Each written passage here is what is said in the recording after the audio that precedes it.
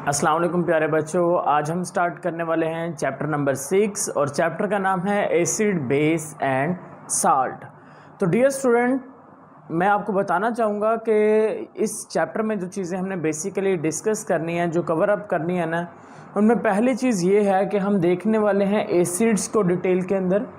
यानी कि इसके अंदर हम ये देखेंगे कि एसिड है क्या, एसिड की प्रॉपर्टीज़ कौन कौन सी होती हैं, एसिड के सोर्सेज कौन कौन से होंगे, राइट।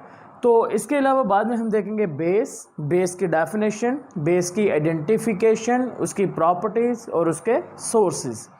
फिर आ जाएगा डियर स्टूडेंट आपके पास साल्ट, और फिर हमने साल्ट की भी सेम टू सेम प्रॉपर्टीज़, उसके सोर्सेज और उसके करैक्टरिस्टिक्स फीचर्स भी देखेंगे, ठीक है। तो बेसिकली हमारा जो फोकस है वो इन तीन चीज़ों के ऊपर रहने वाला है। तो मैं ज़रा पीछे वाले चैप्टर से लिंक करता हूँ इसको और आपको बताता हूँ।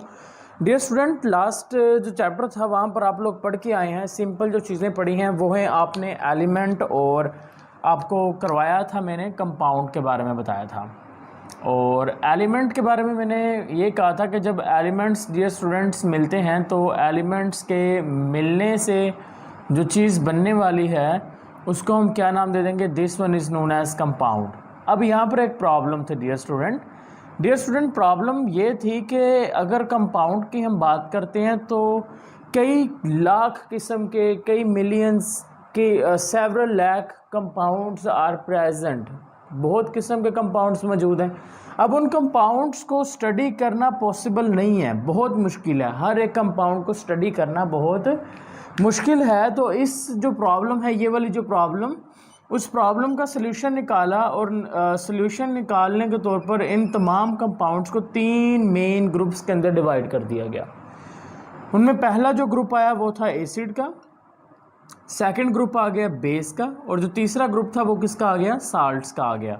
तो डियर स्टूडेंट, जो एसिड बेस और साल्ट्स आए हैं वो असल में ऐसे आए हैं, यानी कि एलिमेंट्स के मिलने से कंपाउंड्स बन रहे थे, और जो कंपाउंड्स थे वो काफ़ी डिफरेंट टाइप्स के थे और उनको स्टडी करना पॉसिबल नहीं था हर एक कंपाउंड को, क्योंकि लाखों की तादाद में थे।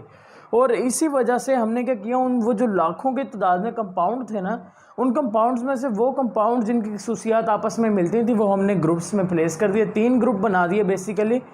Group number first acid, group number second base, और ग्रुप नंबर जो थर्ड था डैट इज़ द साल्ट। तो तीन हमने बेसिकली ग्रुप्स इसके बना दिए, ठीक है। तो अब हम देखने वाले हैं डियर स्टूडेंट किसके बारे में, एसिड के बारे में देखने वाले हैं। तो डियर स्टूडेंट, जो लफ्ज़ एसिड है it is derived from the Latin word, Latin language से निकला है, और जो लफ्ज़ है वो एसिडस से निकला है। किससे निकला है, एसिडस से निकला है। और एसिडस का मतलब होता है सोर टेस्ट। एसिडस का मतलब यानी कि जो जायका होगा वो क्या होगा, तुर्श होगा। सोर का मतलब तुर्श, टेस्ट यानी कि उसका जो जायका होने वाला है वो क्या होगा, तुर्श होगा। तो इसको आप डियर स्टूडेंट डिफाइन कर सकते हैं द कंपाउंड्स, बिकॉज ये कंपाउंड ही है ना एसिड, तो कंपाउंड के टाइप आ गए, ग्रुप आ गया। तो इसको हम ऐसे डिफाइन कर सकते हैं, the compounds that have the sour taste is known as the acid. Simple सी डेफिनेशन आपके सामने चीज़ें हैं। ऐसे कंपाउंड जिनका जो टेस्ट होता है वो तुर्श होगा, सोर होगा, उसको क्या नाम दे देंगे, एसिड का नाम दे देंगे। अगर डियर स्टूडेंट हम इसको थोड़ा सा मॉडर्न टेक्नोलॉजीज़ या फिर मॉडर्न रिसर्च के मुताबिक अगर हम इसको देखते हैं तो हमारे पास एक बहुत ही कॉम्प्रिहेंसिव और अच्छी डेफिनेशन आती है। वो ये है कि जो एसिड हैं वो ऐसे कंपाउंड्स होंगे जो हमेशा क्या करेंगे डियर स्टूडेंट्स, जो देंगे, कौन सा आयन देने वाले हैं, that gives the hydrogen ions. तो वो कौन सा आयंस देंगे, हाइड्रोजन आयंस। तो ये आपने चीज़ याद रखनी है, आपने याद ये रखना है कि जो एसिड्स होंगे, एसिड्स ऐसे कंपाउंड्स होंगे डैट गिव्स द, जो क्या देने वाले हैं, जो देंगे, क्या देने वाले हैं, हाइड्रोजन आयन को देंगे। लेकिन यहाँ पर सेकंड जो चीज़ मैंने बात की है वो है एक्वस सोल्यूशन। एक्वस सोल्यूशन वैसे तो मैं आपको एक्सप्लेन कर चुका हूँ कि एक्वस सोल्यूशन क्या होता है। डियर स्टूडेंट, एक्वस सोल्यूशन का मतलब होता है वाटर मीडियम, यानी कि पानी।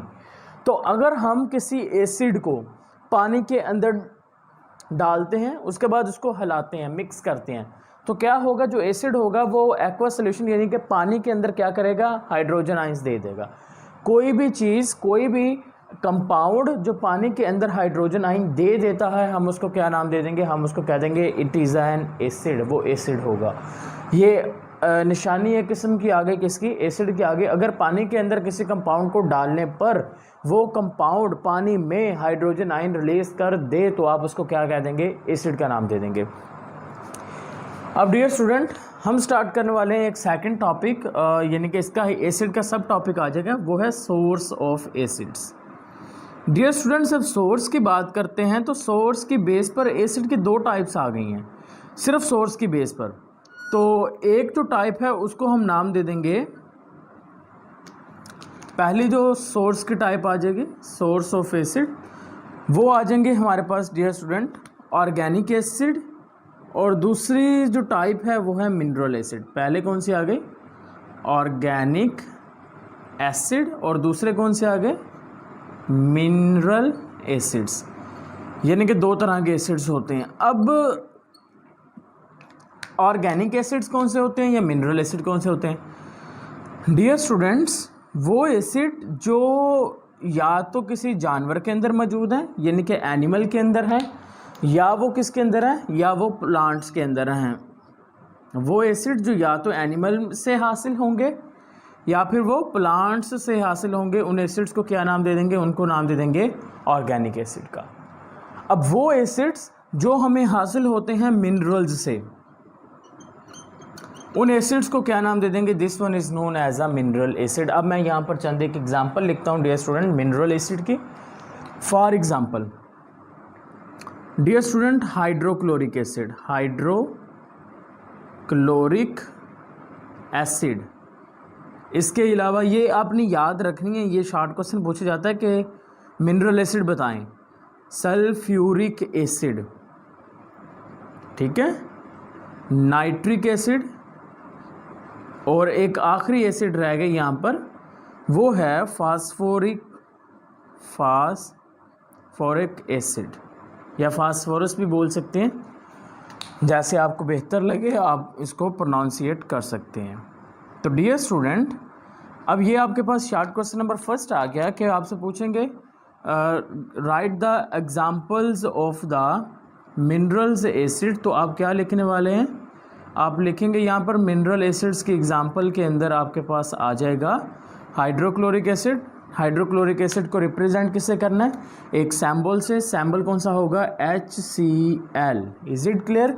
इसी तरह से सल्फ्यूरिक एसिड, इसको रिप्रेजेंट करेंगे एक सैम्बल से H2SO4। इसी तरह से dear student nitric acid HNO3। उसके बाद आ जाएगा फास्फोरिक एसिड H3PO4। तो डियर स्टूडेंट ये तो वो एसिड्स हो गए जो कौन से हैं, जो मिनरल एसिड हैं।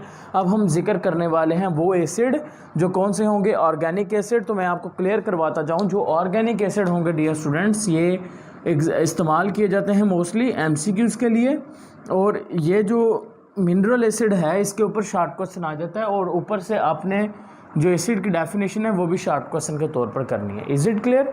और जो प्रॉपर्टीज़ होंगी नेक्स्ट जो आपका सब टॉपिक होगा वो लॉन्ग क्वेश्चन के लिए करवाऊंगा मैं आपको। Is it clear? तो अब हम देख लेते हैं जी ऑर्गेनिक एसिड, जिसमें से मोस्टली MCQs बनने हैं आपके।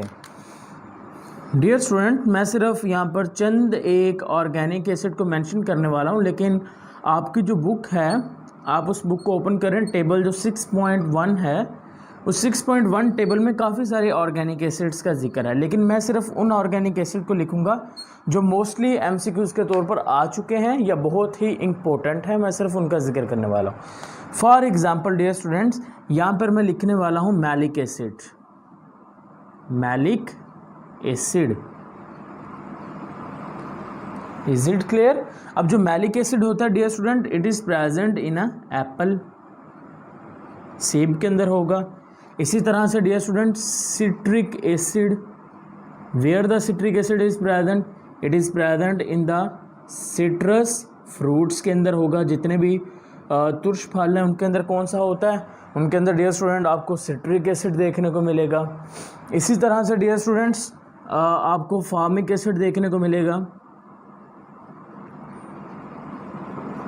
इसी तरह से आपको ऑक्सैलिक एसिड, ऑक्सैलिक एसिड बहुत इंपॉर्टेंट है, ये नहीं भूलना। ऑक्सैलिक एसिड आपको देखने को मिलेगा टोमेटोज़ के अंदर। किसके अंदर? टोमेटोज़ के अंदर। फार्मिक एसिड आपको देखने को मिलेगा चुंटी के अंदर, आंट्स के अंदर। तो यहाँ पर डियर स्टूडेंट्स मैंने सिर्फ 4 एग्जांपल्स मेंशन किए हैं, ये बहुत ही इंपॉर्टेंट है, मोस्टली एमसीक्यूज़ में आ चुकी हैं, और बाकी जो एग्जांपल्स हैं वो आपने टेबल से एक बार जाके क्लियर आउट कर लेनी है, ठीक है। उसके अंदर आपके पास स्टिक एसिड आ जाएगा, जो विंगर वगैरह से एक्सेट्रा काफ़ी कुछ आ जाएगा। अब